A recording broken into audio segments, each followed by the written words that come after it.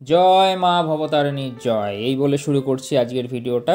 তো আজকের ভিডিওটা খুবই স্পেশাল, কারণ আজকে হচ্ছে 12ই জানুয়ারি, আর 12ই জানুয়ারি মানেই হচ্ছে স্বামী বিবেকানন্দের জন্মদিন। তো স্বামী বিবেকানন্দের জীবনে কিন্তু এই দক্ষিণেশ্বরের একটি গুরুত্বপূর্ণ ভূমিকা রয়েছে, সেই গল্পও তোমাদের আজকে জানাবো। এবং এই পৌষ মাসে দক্ষিণেশ্বর অবশ্যই আমরা যাই, অনেক বাঙালিরাই যায়। তো পৌষ কালী পুজো দেওয়ার জন্য আমি আর প্রিয়া দুজনে চলে এসেছি এখন দক্ষিণেশ্বরে, এবং দক্ষিণেশ্বরের সমস্ত নিয়ম এবং দক্ষিণেশ্বরে আমাদের এক্সপিরিয়েন্স, স্বামীজির গল্প সব আজকের এই ভিডিওয়ে থাকছে। তো তোমরা দেখতে থাকো ভিডিওটা। তো hello, welcome to my channel the world of সুমনে। তোমাদের সকলকে জানাই স্বাগত। প্রথমেই জানাই হ্যাপি নিউ ইয়ার সকলকে। লাস্ট যে কল্পতরুর ভিডিওটা এসেছিলো তোমরা সকলেই দেখেছো, খুব ভালোবাসা দিয়েছো, থ্যাংক ইউ সকলকে। তো আমাদের বাড়ি থেকে দক্ষিণেশ্বর মোটামুটি 10 মিনিটের দূরত্ব। আমাদের বাড়ি থেকে টোটোও চলে আসে দক্ষিণেশ্বরে। আমি বাইক নিয়ে এসেছিলাম, বাইকটা আমি বাইরে পার্ক করলাম। মন্দিরের ভেতরেও তোমরা পার্ক করতে পারো, সেখানে তোমাদের পার্কিং চার্জেস দিতে হবে। দেন আমরা স্কাইওয়ার্কে উঠে মোটামুটি 10 মিনিট সময় লাগলো, এই মন্দিরের সামনের দিকে আমরা চলে এলাম।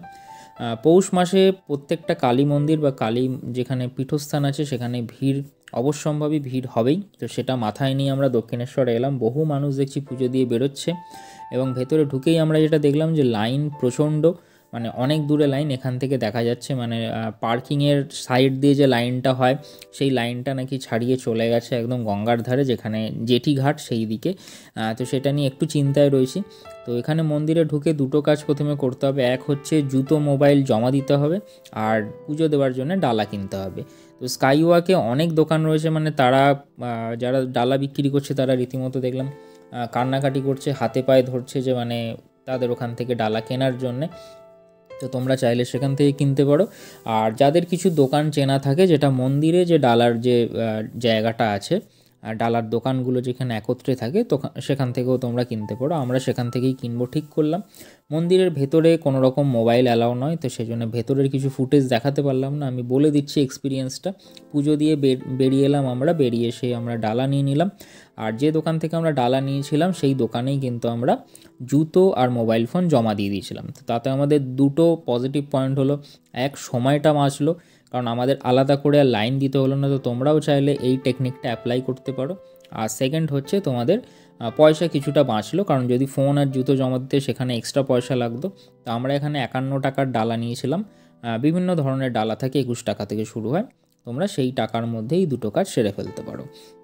তো আমরা একটু পিছন দিকটা এলাম মন্দিরে। তো প্রথমে যে ঘরটা দেখালাম সেটা ঠাকুরের ঘর।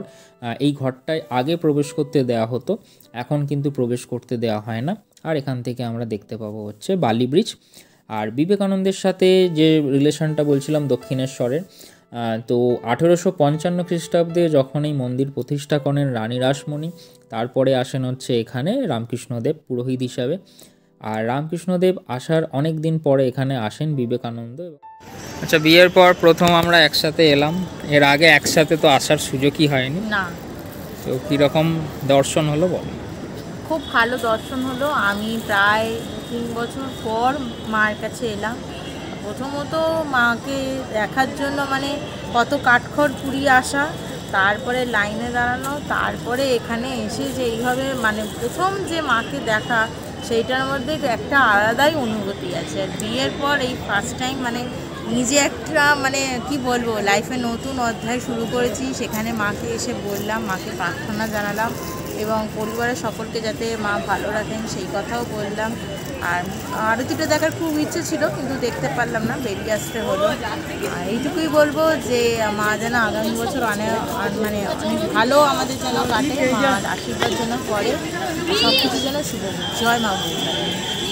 দক্ষিণেশ্বরের মধ্যে এই গঙ্গার ধারেই রয়েছে মায়ের মন্দির, রয়েছে রানী রাসমণিরও মন্দির, এবং ঠাকুরের ঘর তো দেখালামই। তো যখন স্বামী বিবেকানন্দ দক্ষিণেশ্বরে আসেন তখনই ঠাকুরের সাথে তার সাক্ষাৎ হয়, এবং তখনই ঠাকুর এবং তার কনভারসেশন হয়। এবং তারপরের ইতিহাসটা আপনারা জানেন যে তখন থেকেই মানে স্বামী বিবেকানন্দ ভগবানে বিশ্বাসী হন। তো এখানে লাইনে যেটা দাঁড়িয়ে আমার একটা জিনিস খারাপ লাগলো, সেটা একটু তোমাদের সাথে শেয়ার করছি। তো লাইনটা তো বললাম যেরকম গঙ্গার ধার থেকে পড়ছে, মানে এই সময় হয়তো প্রতিদিনই সেরকম হচ্ছে, মানে এর ব্যতিক্রম হওয়ার কথা নয়, যেটা মনে হলো। গঙ্গার ধারে একদম জেঠিঘাট যেখানে, সেখান থেকে লাইন পড়ছে। লাইন একজন মানে সিঙ্গেল লাইন করেই ঢুকছে। ঢুকে যখন মানে যেখানে জুতো জমা হয় তার পিছন দিকটা যখন লাইনটা আসছে পুকুর ধারে, সেইখানে একজন সিকিউরিটি রয়েছেন, সেটা মেল সিকিউরিটি, মানে একজন দেখলাম একজন লোক রয়েছে। উনি কী করছে, উনি সেখান থেকে লাইনটাকে ডিস্ট্রিবিউট করছে, ছেলেদের একদিকে করছে, মেয়েদের একদিকে করছে। ভালো কথা, কারণ সামনের দিকে একটা সিকিউরিটি চেকিং রয়েছে, যেটা তোমাদের দেখাচ্ছি। সেখান থেকে ছেলে এবং মেয়ে দুজনদের আলাদা চেক করে ভেতরে প্রবেশ করানো হয়।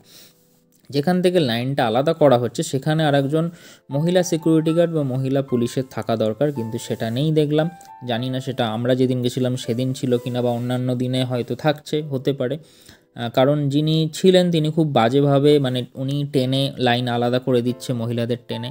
কারণ আমি আর প্রিয়া একসাথে ছিলাম, তো আমি একটা লাইনে আমাকে সরিয়ে দিল, প্রিয়াকে টেনে আর একটা লাইনে সরিয়ে দিল। মানে উনি এরকম অনেক মহিলাদের সাথেই দেখলাম করছিলেন, কিছু মানছে না। মানে যেহেতু ভিড়টা অনেক হয়ে যাচ্ছে, মানে খুবই স্বাভাবিক, একটা মন্দিরে মানে মহিলা পুরুষের সংখ্যা সমান হওয়া সম্ভব নয়, মহিলারা বেশি হবে, পুরুষরা কম হবে। তো সেখানে একটু ভিড়টা জমে যাচ্ছিল বলে উনি খুব রুডলি ব্যবহার করছিলেন। তো সেটা আমার খারাপ লাগলো।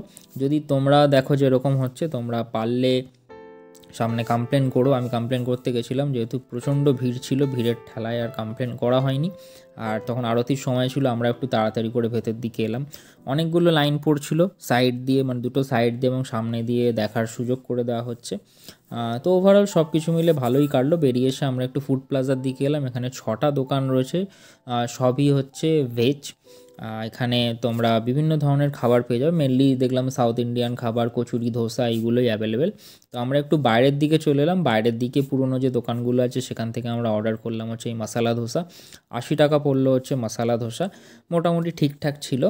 আর আমাদের আজকে এবার গন্তব্যস্থল বাড়ির দিকে। ভিডিওটা কীরকম লাগলো জানাও, সকলকে শেয়ার করো। আর তোমরা রিসেন্ট কারা দক্ষিণেশ্বরে এলে অবশ্যই জানিও। Thanks for watching.